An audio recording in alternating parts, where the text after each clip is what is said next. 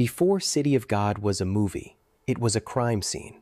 The director and his young, untrained cast went into the real City of God to shoot a short film first, just to learn how to work in that world. While they were filming, drug dealers kidnapped members of the crew. That happened on the ground before a single frame of the actual movie was shot. So when people call this the most dangerous movie ever made, that's not marketing language. That's the reason the entire production had to change course afterward.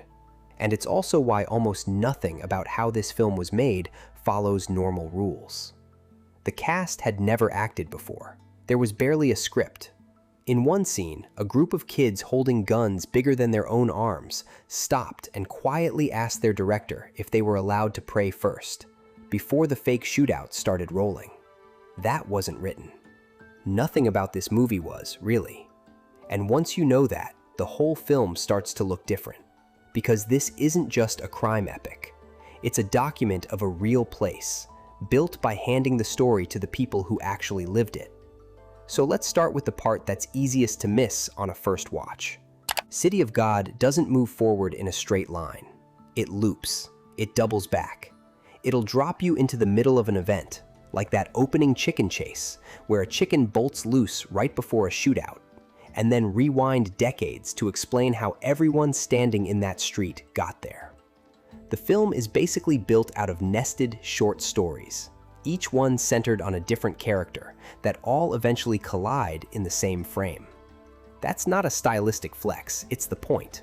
A linear story implies progress. One thing leads to the next, and eventually you arrive somewhere. This film keeps circling back to the same starting conditions instead. Different kid, same gun, same slum, same outcome. The structure isn't just telling you a story about cyclical violence, it's making you feel the cycle, because the movie itself refuses to move forward the way you expect it to. That cyclical feeling isn't just built into the editing either, it's built into the way the film looks. The earliest scenes, the 60s, the tender trio era, are shot warm.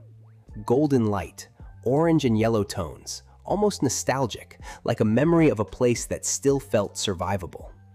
As the timeline pushes into the 70s and 80s, and the gangs get younger and colder, the palette drains with it, grayer, harsher, more clinical. You're watching the paradise version of the favela get bled out of the film in real time, purely through color. Layer onto that the camera itself, which almost never sits still. Handheld, kinetic, constantly reframing. It moves like it's caught in the middle of the action rather than observing it from a safe distance.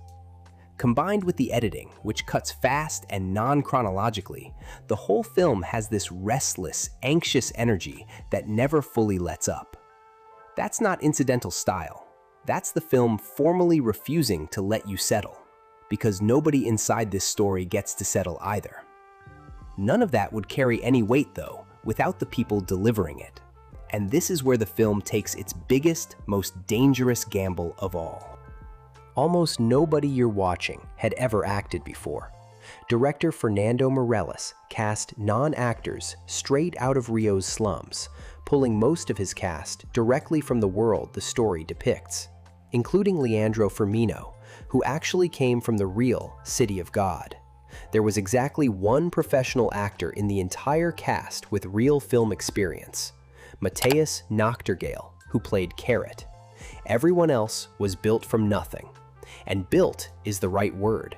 Meirelles spent 4.5 to 5 months running acting workshops with this cast before a single frame was shot, working alongside acting coach Fatima Toledo. Here's the part that still gets me. There wasn't really a usable script. Instead of handing non-actors dialogue to memorize, Meirelles borrowed a technique from directors Mike Leigh and Ken Loach. He'd tell his cast what a scene needed emotionally, and let them find the words themselves. That's exactly how you get a moment like the one we opened on. That prayer before the shootout wasn't written. It came from a kid on set who asked if they were going to pray first, because that's just what people did before something like that, in that world. The film's most human beat exists because nobody handed it a script to follow. It also produced some genuinely rough moments. To generate real hostility between two young characters, Toledo had one actor bully the other for over 2 weeks straight. When the bullying actor finally slaps the younger boy on camera, that reaction, the anger, the tears, is completely real. The boy reportedly nearly walked off the film. And remember that kidnapping from the top of this video? That's exactly why none of this was shot in the real City of God. After the crew was taken during the Golden Gate shoot, the decision was made. They couldn't risk the actual location. They relocated to other communities instead, working directly with local leaders to make the film possible. Which means even the safer version of this shoot still ran on real danger and real trust, borrowed from people who had every reason not to extend either. So put all of that together. The loop that never resolves, the color draining out of the world, a cast pulled from the same danger the story depicts. And you get to the real subject of this film. The cycle doesn't break.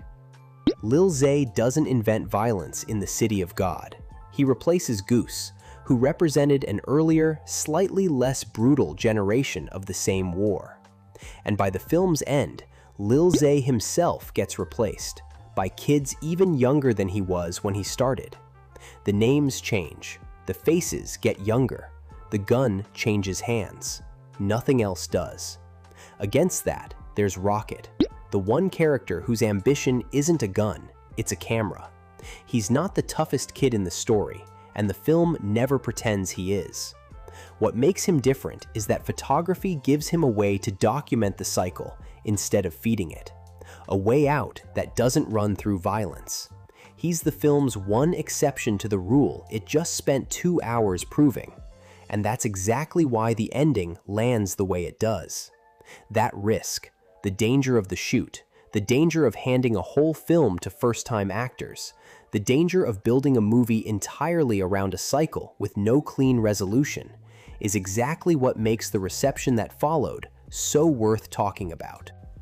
Critically, this landed about as hard as a film can land. It holds a 91% on Rotten Tomatoes, and Roger Ebert gave it 4 stars, praising how the non-professional cast made the violence feel devastating rather than sensationalized. Meirelles himself has said the film's biggest impact wasn't the accolades. It was that Brazil had barely seen favelas represented on screen before this, and City of God opened the door to an entire wave of Brazilian favela movies that followed, roughly 20 of them. And then the Oscars happened, and it gets messier.